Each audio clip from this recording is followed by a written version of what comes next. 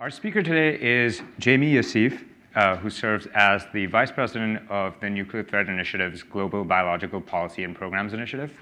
Prior to her role at NTI, where she works on reducing catastrophic biorisks and strengthening pandemic preparedness, she also was a program officer at Open Philanthropy, where she oversaw over $40 million in biosecurity grants. Jaime has also worked at the Department of Defense and at HHS across the realms of nuclear security and health security. In today's talk, Jaime's focus will be on how we can prevent states from developing and using bioweapons. So without further ado, please welcome Jaime Yassif.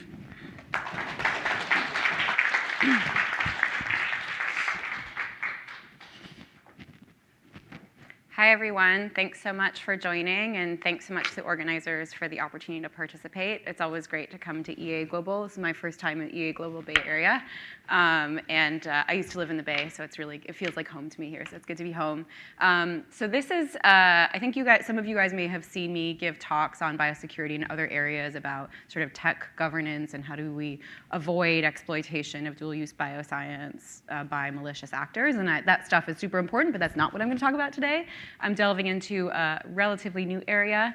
I think we'll get into the details in a moment, but I will say part of the reason I think this is a really important area, this is an important area because I think this, for people who care about reducing global catastrophic biological risks, state bioweapons development and use is definitely a key driver of that risk. And I think there's a lot more thinking that we need to do to figure out really concretely, like what are the most effective things we could do to prevent proliferation of state bioweapons programs and sort of keep this risk down.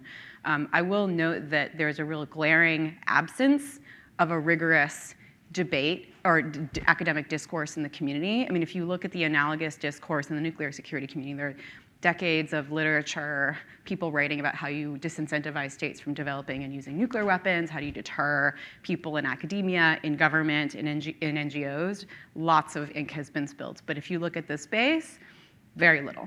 And I think I think it would be really valuable for us to really build a more rigorous discourse about this and think as a community about what we can do about this challenge. And so that's what's motivating me to delve into these questions. So this talk is divided roughly into 3 parts. I'm gonna start just with a high-level overview of different sources of global catastrophic biological risks and how the state BW risk fits into that. Then I'll dig a little bit into the theory of change. How do we really think concretely about making state bioweapons development and use unattractive to them? How do we disincentivize it? And then digging more deeply into the basically sneak preview, no surprises. I'm going to talk about improving transparency, attribution capabilities, and fostering accountability.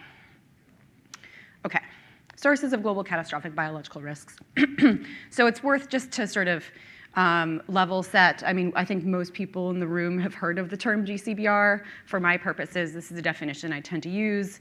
A biological event of tremendous scale that could cause severe damage to human civilization, potentially derailing it or threatening its long-term survival. Some people talk about it in quantitative terms. I think a qualitative definition is helpful. Even people who talk about it in quantitative terms tend to disagree about what are the lower and upper bounds of this. So potential sources of GCBRs, in theory, they could come from naturally emerging infectious disease outbreaks, some sort of catastrophic accidental misuse of science and technology, or deliberate misuse, like a bioweapons attack by a state or a non-state actor. We at NTI really focus at our bio team, we really focus on primarily on dealing with these 2 categories, basically human-caused biological events. It is, and we work a lot to think about how to prevent these from happening.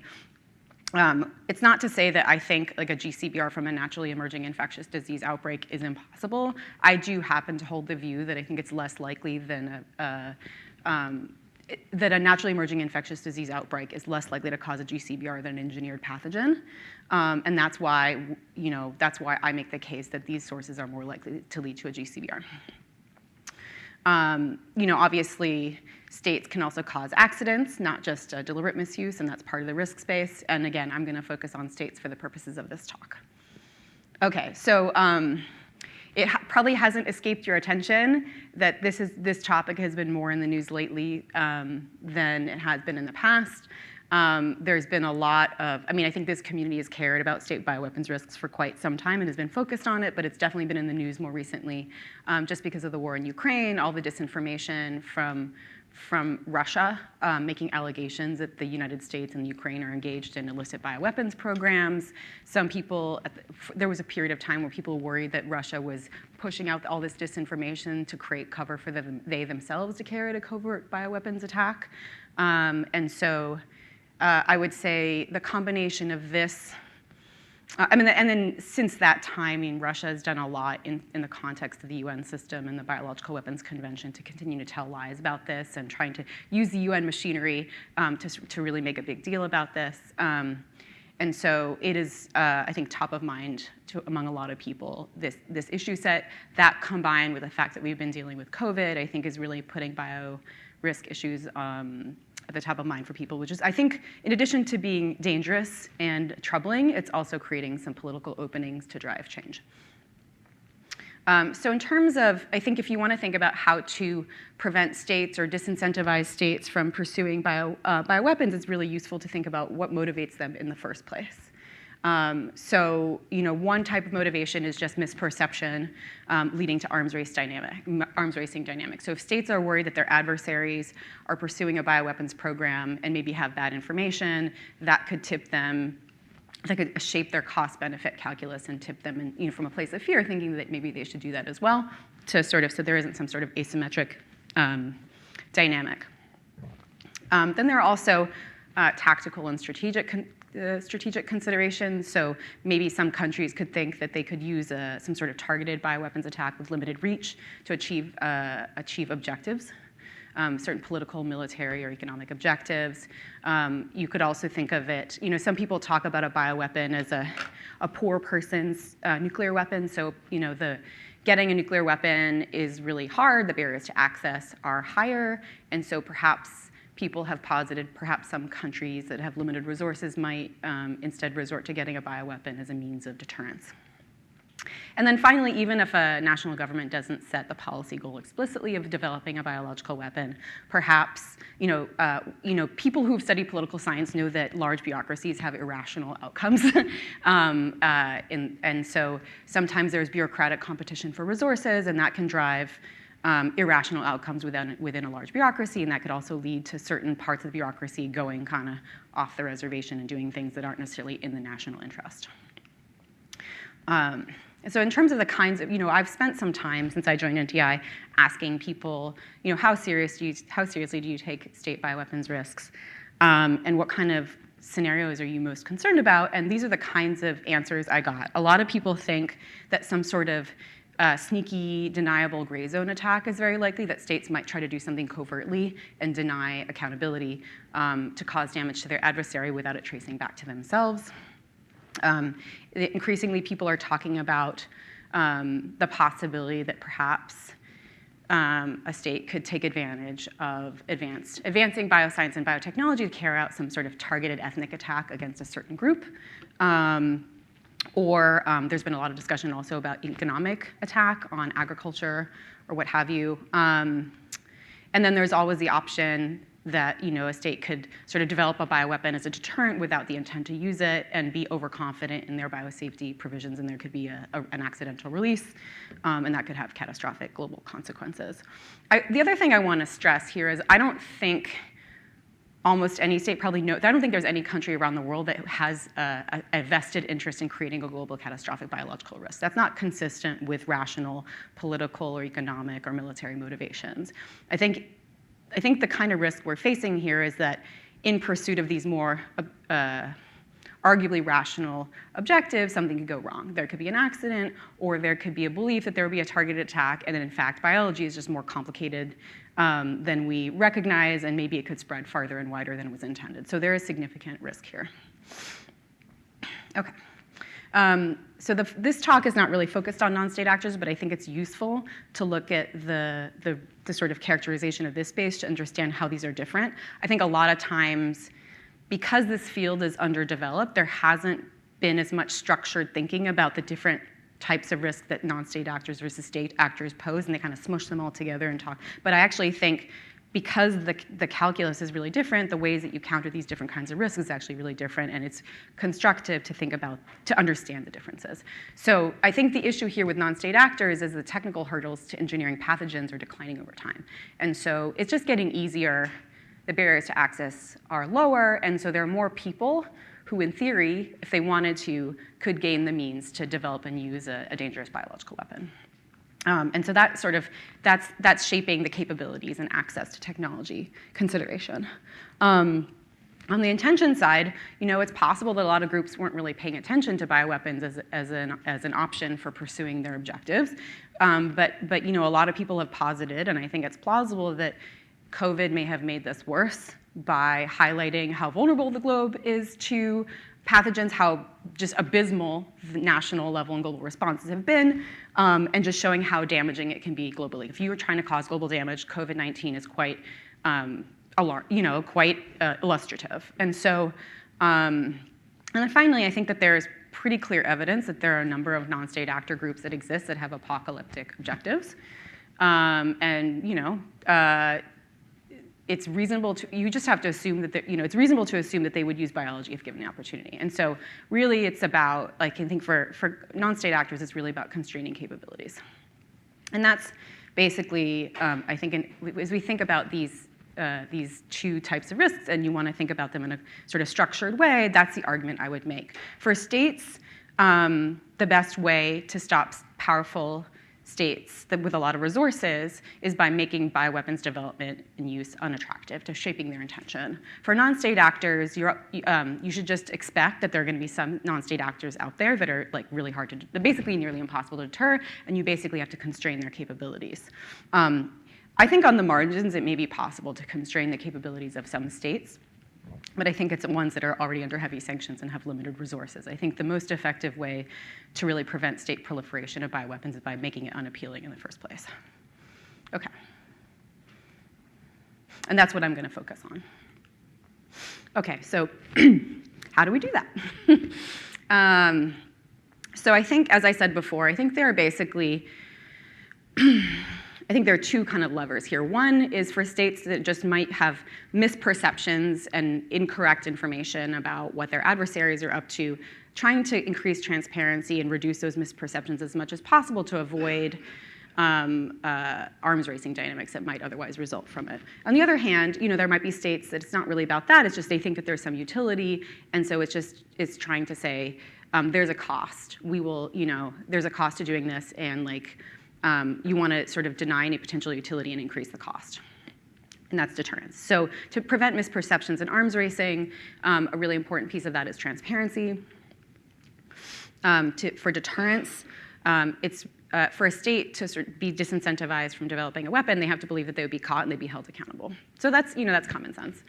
And I think an important point, some people who are entering the space, or some colleagues who've been in the space for quite a long time, will say, oh, well, doesn't the UN already do that? Doesn't the BWC have that covered? Can't we just get the BWC to just have more money or work a little harder? Don't they have it covered? Why are you raising this? And I would say, I think the existing international institutions that we have in place are critically important, absolutely necessary, far from sufficient. I think that there are a lot of weaknesses in the system, and we need to do a lot of work to really get it to where it needs to go.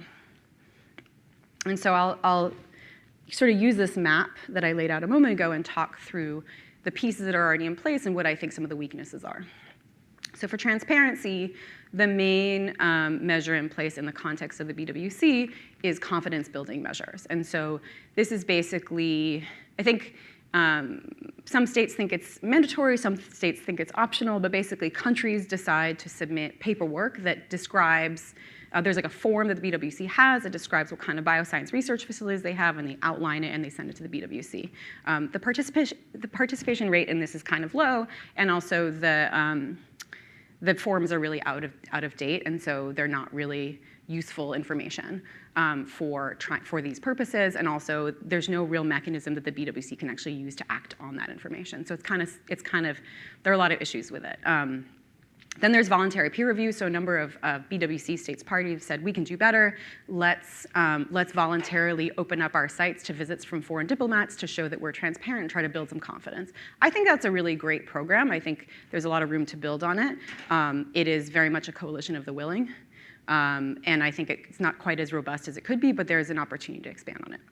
OK, attribution. So the two mechanisms that we have are on the one, so it's basically this spectrum. On the one hand, you've got the World Health Organization that has the mandate to, they're going to be the first ones on the ground if there's any kind of biological event. They have the mandate to, under the international health regulations, to assess the origins of a whole range of events. So they're not necessarily constrained from a policy perspective, but in reality, they're the comparative advantage and what they're really good at is assessing naturally emerging infectious disease outbreaks. It's actually really hard for both operational and political reasons for them to go far down the line and looking into deliberate events. Then on the other hand, you've got the UN Secretary General's mechanism. That's under the authority of the UN Secretary General. And it was created to assess allegations of deliberate use of chemical weapons or biological weapons. It's been used, I think, 3 times for chem, but never for bio. The bar, part of the issue here is that the bar is really, really high. And in order to actually for the Secretary General to trigger this mechanism, someone has to make an allegation in the UN system, they carried out a bioweapons attack, I make an accusation, and then the Secretary General will investigate. Well, in order to make that kind of allegation with like seriousness, there's a pretty high bar to get there, and that hasn't happened. So there are both, so there's a gap between these two organizations, and there are also weaknesses. Like the UN Secretary General is great, but it is not actually as centralized and as robust as it could be. So it's supported through in-kind contributions by a group of countries called the Friends of the UN Secretary General's mechanism. It's a sort of distributed capability, and so it's becoming more and more operational, but I would argue that it could use significantly more resources than it has right now, and I think that there could be some more centralized organizational heft that isn't really there. So it's great, but in addition to sort of filling the gaps between those two mechanisms, I think we have to strengthen both of them. And then for accountability, I mean, there isn't really a defined process. We know that if there's something serious happen and you can take an allegation to the UN Security Council, but we also know that every member of the Security Council has veto power. So this is a very political issue, right? I mean, so anytime I've asked people about the accountability piece here, they basically said, look, it's going to come down to who's the accused state and who are their friends, and a political debate where if you're close to either Russia or China or the United States, they're going to sort of take a side in this argument about whether you're culpable based on their political affiliations, and we need that's going to be really tough, and we need something better, I would argue. And that's a really hard problem. The other thing is, just talking about the BWC. I think, people who care about biosecurity we all love the BWC. We want it to be stronger. We want it to be better than it is. I think that it's absolutely essential for upholding the norm against bioweapons development and use. But there are weaknesses. So I think many people know that its annual budget is only approximately $1.5 million. It has a small secretariat, an implementation support unit. It currently has 3 staff. I think they just got clearance at the last review conference to hire a 4th person. Woo! That's a lot smaller than the IAEA or the OPCW. There's no operational division associated with the BWC at the moment, and not one coming soon. There's also, basically at the BWC, when they make decisions, it's a consensus-based decision-making process, so any one country can just shut the whole thing down. It's really hard to make progress in that kind of dynamic. And then you have political groupings among states' parties that are legacy of the Cold War. You've got the Western Bloc, the Eastern Bloc, and the non-aligned movement, and they very much behave as blocs when they're debating various policy issues, and it's not always necessarily a debate where everyone's really trying really hard to make the BWC the strongest. It's a very political conversation that makes it hard. And then I think most people probably know that the BWC, unlike the Nuclear Non-Proliferation Treaty and the Chemical Weapons Convention, does not have a verification protocol. I think it's debatable whether full verification with a capital V is possible, but there's a lot of room for improvement above and beyond the confidence-building measures that I mentioned. Okay. So as I noted a few minutes ago, I think there's a political opening for ambitious proposals to address the kind of gaps that I'm talking about. And I think we should think big, and we should try to make some shots on goal to really drive pretty major systemic change to fill these gaps. And the reason I think this opening exists is I think partially the war in Ukraine and the Russian disinformation campaign has really elevated this on the agenda. And I also think that the challenges that the international community has faced in the wake of COVID, both in terms of response and the ongoing debate about origins, again, has really highlighted the weaknesses of the system, and I think opened people's minds to the possibility of change. And this window isn't going to be here forever, and so I think we should take advantage of it. Okay, so as I said before, the goal of enhancing transparency is avoiding misperceptions about other nations' bioscience activities to avoid arms racing dynamics. So there's a near-term opportunity for like marginal improvement by improving confidence-building measures. I think that's pretty tractable. I think that wouldn't be very politically divisive, but I don't think it's going to drive major change. I think long-term, the bigger win could be looking at more ambitious approaches to enhancing transparency. Right now, as a result of the BWC Review Conference, the 9th Review Conference, it was more successful than I anticipated, and they set up a BWC experts working group, and basically verification and enhanced transparency is on the agenda, so there's a hook there. There's work that we could do to feed into that process, and there might be a more receptive audience than what we might have had 5 years ago. The other thing that was really interesting is the United States government, which has long opposed verification, showed up, I think at the meeting of states parties about 1.5 years ago, and basically signaled as part of their statement a willingness to discuss transparency.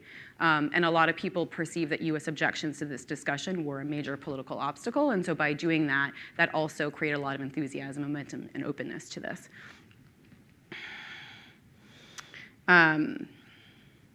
And I'd say, as I said before, I think there's an opportunity to build on the voluntary peer review mechanisms that states parties have been engaged in to make them, to engage more countries, to make them more in-depth, to make them more technical, not just diplomatic visits, but something that's a bit more penetrating. And that's something that governments could do possibly in collaboration with civil society to figure out how to do that. But I also think that there's a ton that we can do from outside of government, working with industry, working with scientific researchers, NGOs, to think about explore the art of what's possible. There are a lot of technical questions. Science and technology has advanced a ton in the last 20 years since the verification protocol discussion collapsed. And there are a lot of cool things that we could maybe do in terms of on-site assessment and off-site signals collection to get better sense of what's going on within research facilities in countries around the world. And then I think we can do some really creative thinking about how do you provide access to industrial research facilities like biotech companies, on the one hand, to give enough confidence that there's nothing afoul going on, but also like protecting the intellectual property of the company so they feel like they aren't just a bunch of international spies that are trying to steal their IPs. That's like a really hard thing to do, but I think there's a lot of cool thinking we could do into how to make that work, and we can learn lessons from how that's done in the nuclear inspections and how that's done in inspections for the OPCW. And I think that we're interested in exploring this at NTI, and I think if people in this community want to look at it, I think it would be productive, and I think it's a good time. Strengthening attribution, again, this is important for deterrence, I think for pretty clear reasons. It's also important for countering disinformation. So for example, if there had been some sort of let's imagine a horrific event. Let's imagine there had been some sort of biological event that occurred in Ukraine, and the West was accusing Russia of doing it, and Russia was accusing the West of doing it. If we actually had a valid mechanism in place to run it to ground, I think that'd be pretty important. And I talked already before about why I think the WHO outbreak investigation capabilities and the UN Secretary General's mechanism, they're both really important, but we have to strengthen both of those mechanisms, and we also have to fill gaps between them. So this is something we've been working on at NTI, this joint assessment mechanism concept. We're developing this idea of a mechanism that could fill the gap. So this like gaping divide between WHO on the one hand, that Secretary General's mechanism on the other hand. We discovered this through a tabletop exercise that we did at the Munich Security Conference in 2020, right at the beginning of the pandemic. And it became very clear that this wasn't just an academic exercise, but in fact, this gap that we identified was very real. And I think we're still grappling with our inability internationally to have a really robust system for finding the truth. And so, the way that we're trying to put meat on the bones of this proposal, we have a couple working groups thinking about the policy and operational considerations as well as the technical considerations. The mandate is pretty straightforward. We want to establish the facts regarding the origin of an unusual outbreak. We think that at least to start, it should be a small unit inside the UN Secretary General's office, and it would be established under their authority, so not through some kind of vote, which I think would be very difficult in the current geopolitical environment, but through the Secretary General has the authority to establish a team like this in their office without a vote, if he believes that there's sufficient political support for it. You basically need two modes of operation. You need a peacetime team that is collecting data and performing useful functions, and then you need the ability to rapidly launch an investigation if this mechanism is triggered during a crisis. In terms of the kinds of data that could be collected on an ongoing basis, I think there are basically two buckets. There's the scientific data that tells you about the pathogen, its epidemiology, its genetic sequence, all that stuff, and that's stuff those are kinds of data that the public health community is already going to be collecting anyway. I think there's room for improvement there, but we're not trying to recreate that or compete with that. That's the role of the public health community and the scientific community. I think where there's room for innovation is these non-traditional data streams, thinking about financial data, satellite imagery, social media. What can we learn about human intentions and organizations and how they behave, and what are they trying to achieve and what have they been up to? I think if we could get better at developing existing capabilities and validating them for these purposes, I think there's some really useful information we could glean there, and there's been analogous work that we've done at NTI to look at financial data streams to detect proliferation of nuclear materials. So I think that's a really important area to explore. And then the last thing I would say for this is we want to build on we're not trying to create a bureaucratic competition between the WHO and the UN Secretary General's mechanism in this. Really think of it as an integrated system where they're cooperating and sharing resources, because fundamentally that's going to be more useful over the long term, and that's going to be operationally more effective and also politically more viable. In terms of fostering accountability, states have to believe they would be held accountable and the cost would be unacceptably high in addition to being caught. But there's no defined mechanism for this, as I mentioned before. And I think consensus-based approaches or existing political structures make it really easy for a political group or a single entity to shut it down, and we need to find other ways to not have that be a failure mode. There are a broad set of tools at our disposal: economic sanctions, political pressure, military action. We just have to figure out how do we use this basket of tools in a way that is legitimate, but is actually strong enough to be a deterrent and is considered to be proportional. If you look at failures, from for an accountability following multiple well-documented cases of use of chemical weapons, that really undermines the norms enshrined in the Chemical Weapons Convention. And I think if something analogous happened on the bio side, that would be a real problem. So, we know that, for example, Syria used chemical weapons, but the Joint Investigative Mechanism was not voted to be renewed. It was kind of shut down. Russia has used chemical weapons in Skripal and against Alexei Navalny and elsewhere, hasn't really been held accountable in a meaningful way. And North Korea used nerve agent to kill Kim Jong-un's brother. So when you have an international norm that says you're not supposed to do this and it keeps getting violated and there is accountability, that undermines the norm and it creates openings for more violations, and that's dangerous. So I would say, if there's a violation of the BWC, it's really important for states parties to demonstrate political will, share political will, and coordinate with each other, and a united front. And it requires, we can't just lean back and rely on the UN system. I think individual countries have to be willing to take action, I think, to make that a realistic possibility. I think this is a really hard problem. I don't have a ready-made solution. I'm mostly pointing to a gap, but I think it's an important gap, and we should think pretty hard about what we might be able to do about it.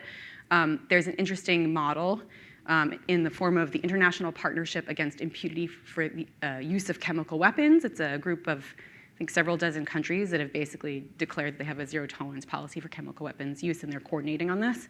I don't think it's necessarily perfect, but I think we need to look at models that have been used in other spaces and see how that can inform what we might do here. So I want to make sure we leave time for discussion. Thanks so much for your attention, and I'm happy to take questions.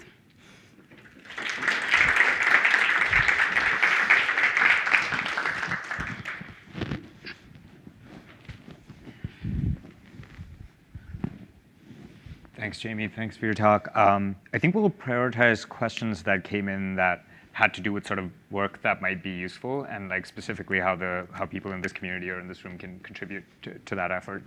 Great. And so one of the questions here is you mentioned there were policy and technical considerations in some of your proposals. What are some of the technical or research initiatives that would be most helpful that someone in this room could plausibly contribute to? Yeah, so I think there are a couple of things that come to mind.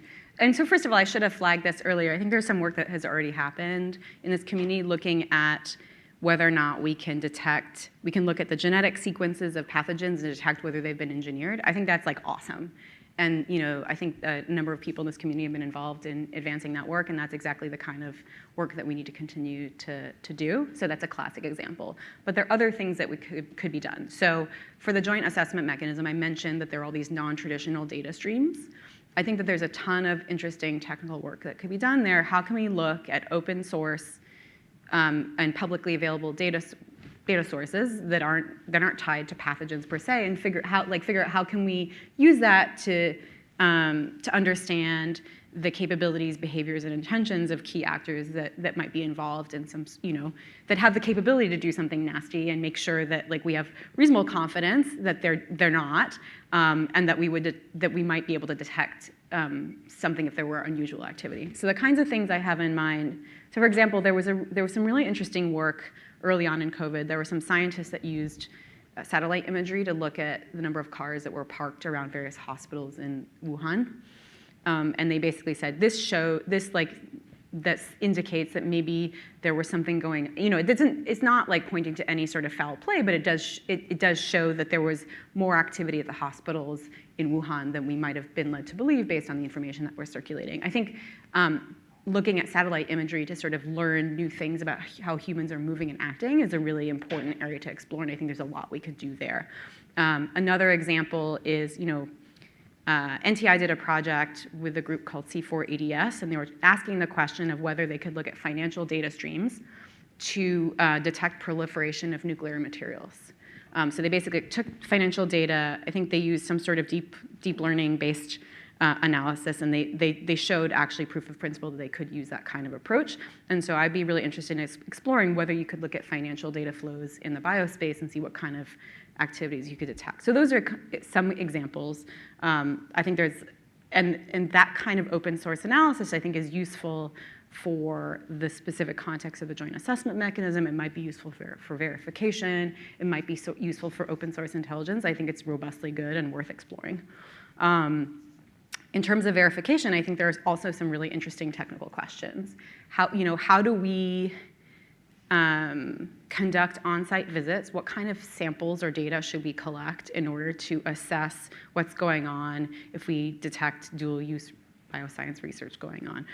What should we be doing on-site? What should we be doing off-site? How do we balance the tension between wanting to get a lot of transparency information while still protecting the intellectual property of the facility that's being visited? I think there are some interesting technical questions that we could look at there. I know that a number of people have started to look at it. I know that iGEM, I don't know if Tessa's in the room. Tessa organized an event with Piers Millett at Wilton Park where we had 2 days of discussions about that. I thought that was really productive. I'd love to see more of that.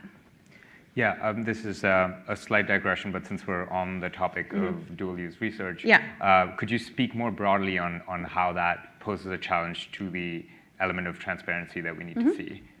Yeah, so I think, when I said before that I think we can do better than we're doing right now in terms of transparency, we can do enhanced transparency, and how I feel uncertain whether verification with a capital V is possible, there are a couple reasons for that. One of them is the fundamental dual-use nature of bioscience and biotechnology research and development. Even if you did really intrusive inspections that crossed a whole bunch of lines, and you knew what was going on in a material way within a facility, that doesn't necessarily give you 100% confidence about whether there's a violation of the BWC underway or not. And so there's just causes fundamental uncertainty, and that's a real challenge. And I think that's one of the reasons verification is really tough. Then there's also the fact that there are a lot of facilities around the world, tens of thousands, and so we just don't have the time and resources to go to all of them and confidently assess that there's nothing to see here. And so that's another challenge. Got it. How optimistic are you about the WHO pandemic treaty? And is there any work or advocacy that you think the EA community should contribute to around that this year? Trying to figure out how to. So I think it's interesting. I think it's the fact that the pandemic treaty is being renegotiated, I think, is a sign of the things that I was saying before. It's a symptom of the fact that people really care about ability to prevent and respond to pandemics, and I think the international community is really exercised and focused on it. I'm hopeful that something useful comes out of it. I think it's really hard in a multilateral environment to drive robust change, because fundamentally, if you have to bring 195 plus countries along, there are going to be a lot of compromises made along the way. I think it's great that they're doing it, but I think it's really hard. And so I wish them luck. I hope that they're able to drive progress and drive some of the systemic change and big thinking that I think we need to do. But I think there are also a lot of other important things that we should be doing in addition to that, that still work with the community, but also work outside of these consensus-based decision-making processes that sometimes make it harder to do everything that we need to be doing, given the challenges. Yeah, to follow up on that issue of sort of coordinating unanimous global action amongst a bunch of countries, how do you think about disincentivizing people from actually, or states from developing these weapons, even if accountability and attribution might actually deter them ultimately from using them? Yeah, so I would say deterrence in the form of attribution and accountability works most effectively if a state is trying to do something sneaky and evade detection. If a country is trying to do some sort of gray zone attack and get away with it and not be caught, those kinds of tools are really effective. And I think that that's still a really important. I think that's a really important piece of the puzzle, because a lot of the risk, I think, comes from there.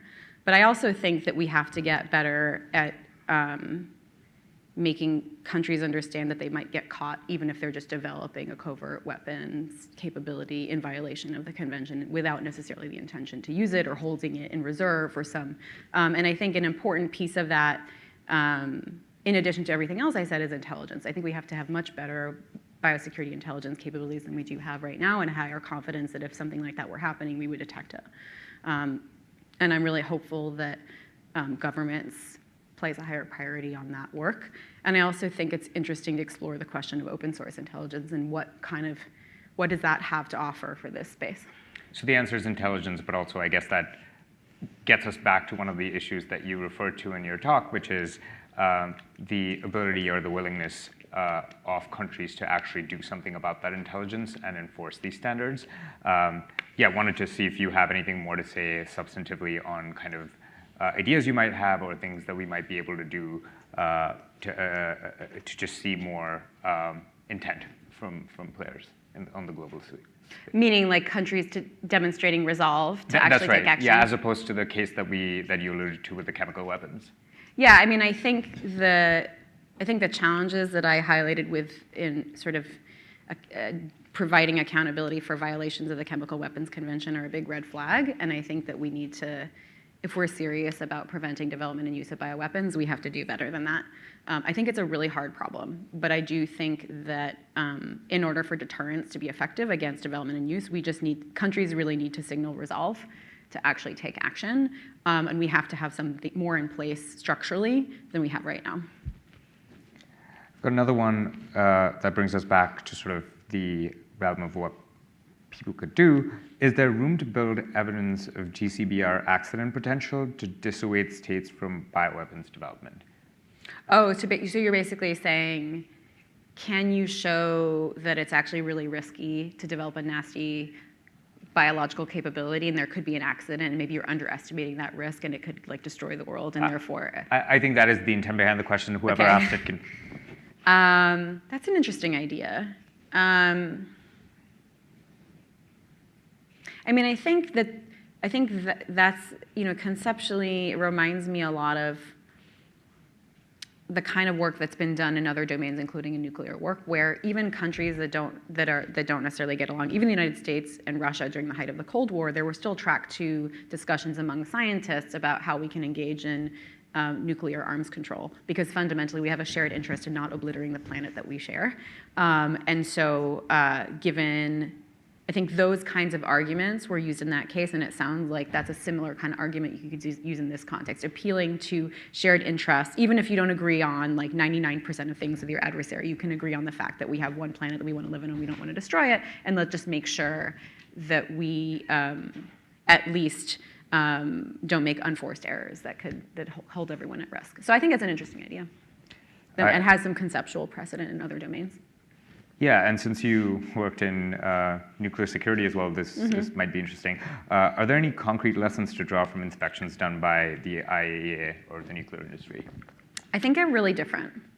I think that I think the analogies are probably, well, okay, so I would say the analogies are probably closer to chemical weapons inspection than nuclear.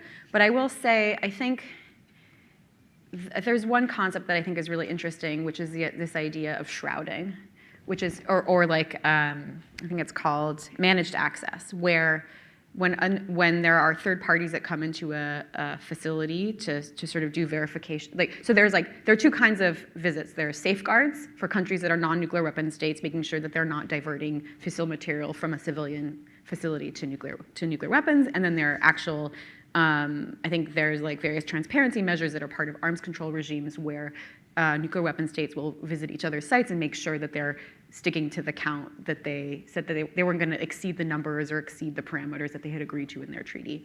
And I think in these kinds of setups, there's like managed access where you allow the visitors to sort of see what they need to see in order to answer the questions that are at the heart of the inspection, but you don't necessarily let them see everything. And I think that's a concept that can apply in the biospace, and in fact will have to if we're going to have like meaningful transparency and access while still protecting either national security secrets or intellectual property.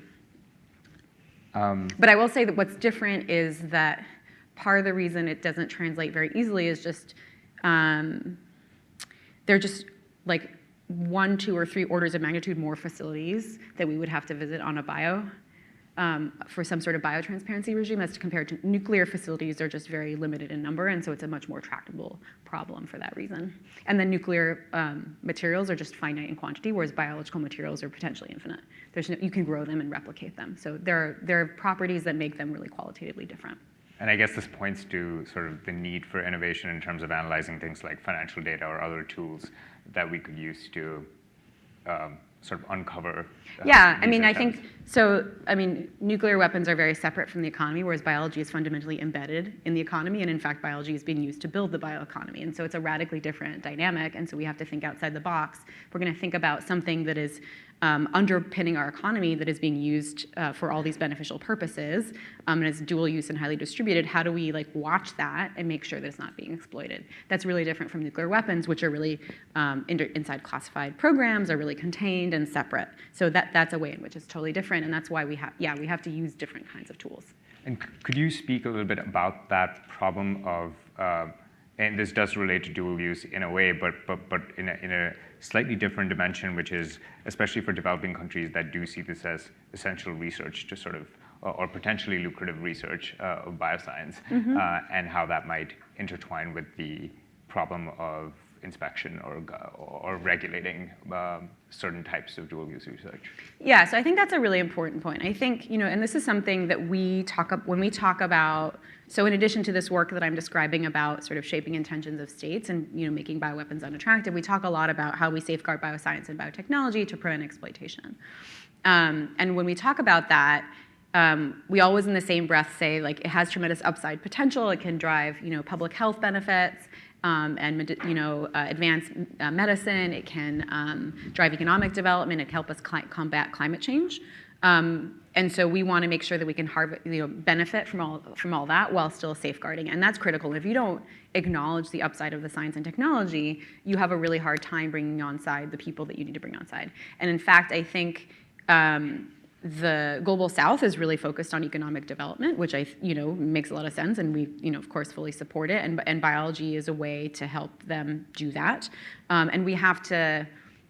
I think that given that there's a political divide between the global North and the global South, and there's some suspicion from parts of the global South that the North is just trying to stop them from developing or prevent them from getting the technology they're going to need to compete.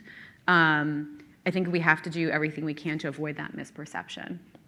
And in fact, I think the COVID pandemic has exacerbated it. So the Global South saw that the Global North had all their vaccines, and they got them first, and the Global South really had very limited and delayed access. And I think that has actually made this problem worse, and it makes us harder to do this work together, because that is the lesson they took away from COVID. Is you guys have all the money, you have all the power, you have the capacity, you're not taking care of our interests. We want to talk about equity of access, equitable access and distribution, and every time that you try to have a conversation like the kind of conversation I'm talking about, or governance of technology, equitable access comes up, and it's real. I mean, I think the COVID experience has really made developing countries feel like they have to fight for their share of access to technology and benefits, and that's what they want to talk about. And if you want to have a conversation with them about safeguards, it's complicated. So you have to make sure that you're aware of where they're coming from. So I think we're almost coming up on time. The last question I have is, you mentioned some of the gaps that might exist in current international institutions and structures, but also you work regularly with the UN and the WHO. Could you talk a little bit about mechanistically what are the realms in which there is deeper collaboration and where you sort of supplement their efforts? Sure. I mean, I think, fundamentally, in order for us to be effective, we have to work collaboratively with the UN system, including the UN Secretary General's office and WHO, for a number of reasons. First of all, it's in our interest. I mean, they provide critical services. We don't want to undermine them or for them to feel undermined. And also politically, they have legitimacy internationally. And so if you're perceived as running afoul of those institutions, you're not going to get anywhere.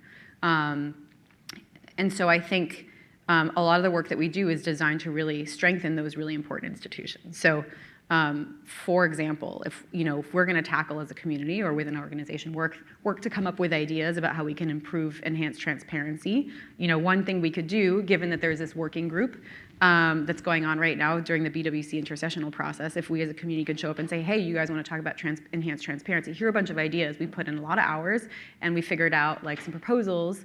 Why don't you think about this?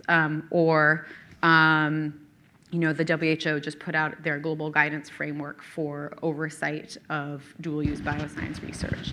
And that's a really important high-level document. It's just to set the stage for what countries around the world are expected to do in principle. But it's going to take a lot of work to make that real in practice. And so there's this, what we're really interested in doing in our biotech governance work is figuring out what are the practical tools you can put in place to make that real and give that regime some teeth, so that the practices that governments put in place actually concretely reduce risk. It's not just a normative discussion, it's a practical risk reduction effort that has consequences. For the UN, I think something, the work that we're doing for the joint assessment mechanism that I described is designed to strengthen the current system. I think, fundamentally, we want to make sure that it reinforces the UN Secretary General's mechanism, and it's helpful to WHO, and they're working together as an integrated system. So we spend a lot of time talking to people in WHO and in the UN Secretary General's office to explain what are the gaps we see, what is the proposal we're putting on the table, how we're offering to help. And I think fundamentally, if we want to create the kind of systemic change and the big solutions that I'm talking about, those kinds of engagements are critical, and those systems need to see that you're a constructive player that's collaborating with them and working towards shared goals. And so we spend a lot of time on that. And I think it does actually, it can be, if you want to drive change quickly, it can be really frustrating because it takes a really long time to convince, if you have sort of conventional institutions that have power and like you're coming with a new idea, they're not going to necessarily agree with you quickly. You have to be really persistent. You have to come to them with credible expertise and people that they respect. You have to make rational arguments. You have to keep at it. You have to work globally to build political support. You have to say, listen, it's not just me and my NGO, but like these like 30 governments agree that this is a good idea and they politically support it, and you have like they have your back if you want to go for it. So there's just a lot of, in addition, so I would like one way to think about it is, this work is maybe 10% inspiration and 90% perspiration. So you've got to come up with the ideas, which is like the inspiration part, and then like 90% perspiration is like getting buy-in. And that's not easy, but it's critical. And maybe it's even like 1 to 5% inspiration and like 95 to 99% perspiration. So that's also part of the work. So there's just a ton of different kinds of work you can do. There's the technical work and coming up with the ideas and solving hard technical problems on the one hand, and then you have the sort of building political support and coalitions and like driving change. And so all of that, those are all things that you need to do and to really to drive meaningful progress in this space. Well, on that inspirational note, thank you, Jaime. Thank you. Thanks for your questions.